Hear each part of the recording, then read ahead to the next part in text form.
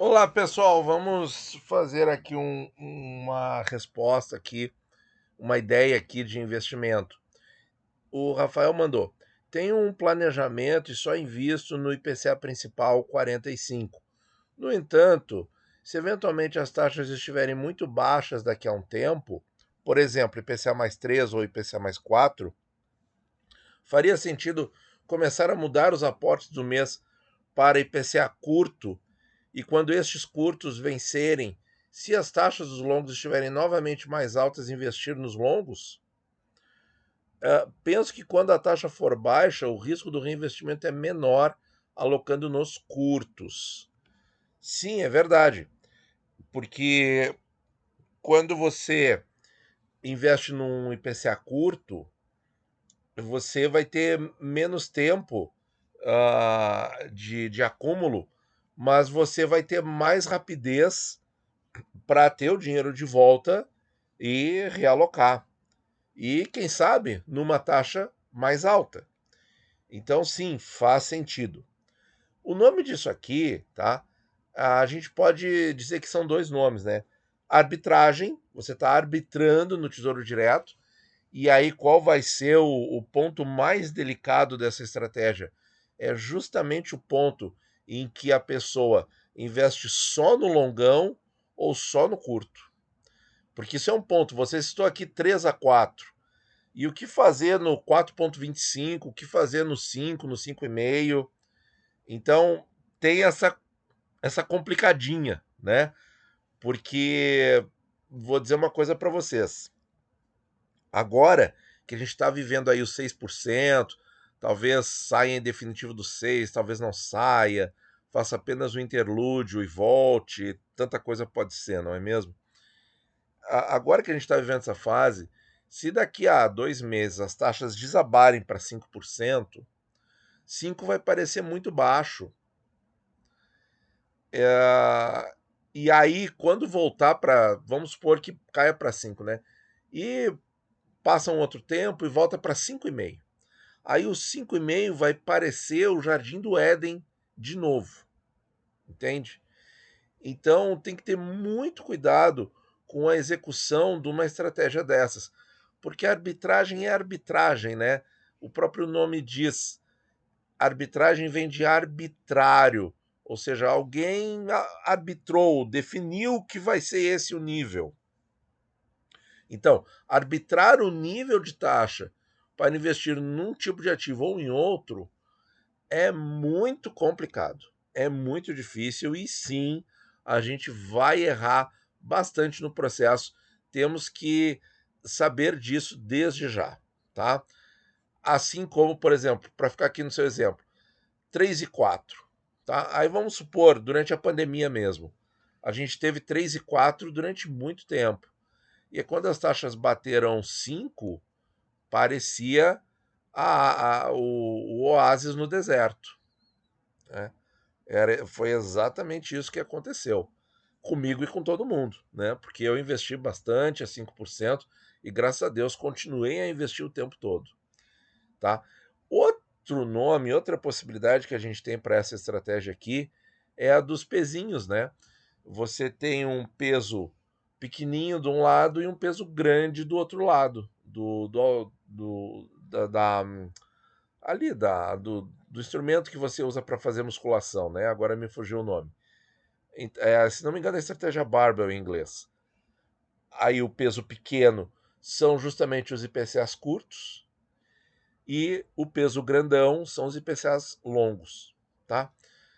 Classicamente, essa estratégia ela já tem assim uma certa divulgação aqui mesmo na internet, na época dos blogs e textos e sites que eu conhecia desde antes de eu começar o canal.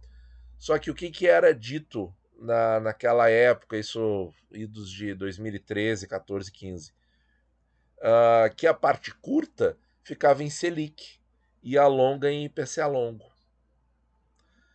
Ficar na parte curta em Selic confunde, né? Porque parece que é reserva de oportunidade, e eu gosto de estar sempre investido. eu prefiro com IPCA curto, né? Se for para usar uma estratégia nesse sentido. Mas essa estratégia, apesar desses problemas que eu estou levantando aqui, ela tem uma grande virtude, tá? Porque nos preveniria de algum erro. Se bem que não é erro, tá, pessoal? Porque comprar tesouro IPCA nunca é errado, tá? O tempo sempre vai corrigir as coisas, por mais caro que você tenha pagado no título. Mas o que ela nos preveniria? Qual o erro ela nos preveniria adotando uma estratégia dessas? Tipo assim, você vai colocar uma régua aqui e vamos supor, se a taxa bater 4, agora é só IPCA curto. Você não vai comprar IPCA longo com taxas inferiores a 4. Ou seja, o que vai estar acontecendo? Você não vai comprar IPCA longo muito caro. E isso é uma coisa que faz. Você pode comprar IPCA curto caro, o que não tem tanto problema. Porque qual é o problema de comprar um IPCA curto caro? Vejam, o IPCA 26 lá em 2020 estava a IPCA mais 2 e era caro. Qual era o caro dele? Agora eu não me lembro ao certo, mas algo em torno de R$ 2.600, R$ 2.700. Olha aí no resgate quanto está hoje o IPCA 26 principal. Entende? Agora, compra um IPCA longo caro, a 2,8. Exemplo, IPCA 45 em novembro de 19. Não é isso? Ou é um pouco depois? Talvez seja um pouco depois, quando ele bateu. Enfim, não, acho que foi depois, pessoal. Foi a 3,15, quando ele bateu R$ 1.500. Vejam, aí comprar um tesouro IPCA longo caro faz muita diferença, porque quando você compra caro um tesouro IPCA longo, vai levar muito tempo para aquele título voltar a render, digamos assim, né? Porque render o tempo está contando. Ele vai pagar o IPCA mais 3, né? Mas você pagou R$ 1.500 e hoje o título é 1.200. Então isso dá um psicológico muito ruim durante alguns anos. Esse que é o grande problema. E se a estratégia dessa arbitragem aqui te evitar de comprar IPCA longo quando ele estiver caro, é uma estratégia que vale a pena. Vale a pena.